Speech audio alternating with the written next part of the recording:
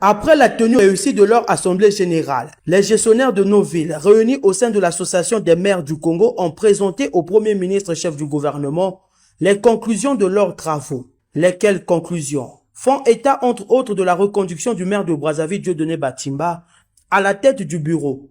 À son tour, le chef du gouvernement a jugé nécessaire de repréciser leur action.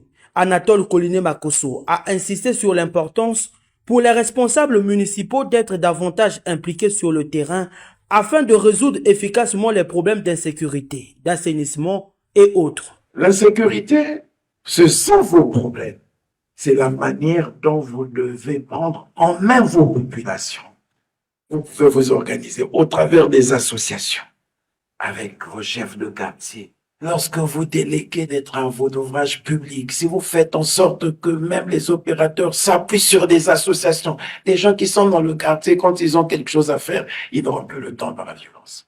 Sur le plan de la salubrité, le Premier ministre est ferme. La journée nationale de salubrité qui se déroule tous les premiers samedis du mois devrait inspirer davantage les gestionnaires des villes. Quel est le chef de bloc ou le chef de quartier qui a même organisé les riverains d'une ruelle? C'est devenu comme si c'était une journée qui était décidée à fermer les boutiques au marché ou sur les grandes artères. Et dans les ruelles derrière, vous ne voyez pas les populations. Mais quand on a décidé à ce que samedi ne soit pas une journée travaillée, c'est pas pour que les gens restent simplement à la maison. Pour que dans les ruelles, au moins on sente qu'il y a une volonté de faire quelque chose. Ça, c'est la responsabilité des chefs de quartier. Et les chefs de quartier sont sous votre autorité. Le Premier ministre a également affirmé que le gouvernement reste engagé à soutenir les collectivités locales. Petit à petit, on va procéder au transfert des ressources. Les décrets qui ont été pris en faveur des établissements scolaires et des établissements sanitaires, de la pression que nous exerçons au niveau du ministère des Finances pour que les ressources soient transférées. Et nous veillons pour qu'il en soit ainsi.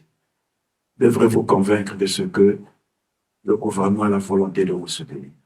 L'institution d'un fonds d'aménagement urbain et d'entretien routier, il va vous permettre de bénéficier de la TVA que nous avons indexée sur les produits pétroliers, en compensation de la taxe au roulage que nous avons supprimée. Je veux vous rassurer de ce que oui, aujourd'hui ne sera pas comme hier.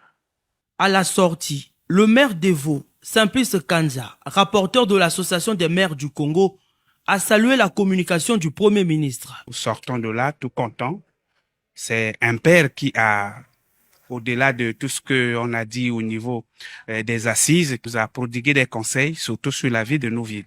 Au retour dans nos villes respectives, nous allons donc essayer de continuer à faire ce qu'on a l'habitude de faire, mais avec ces conseils, je constate que chacun dans sa ville peut apporter un plus sur la sécurité et surtout l'assainissement des villes du Congo. En ce qui concerne les déplacements en transport en commun dans nos grandes villes, le Premier ministre a appelé tous les maires à travailler en étroite collaboration avec l'intersyndicale des transporteurs pour ajuster les itinéraires des bus.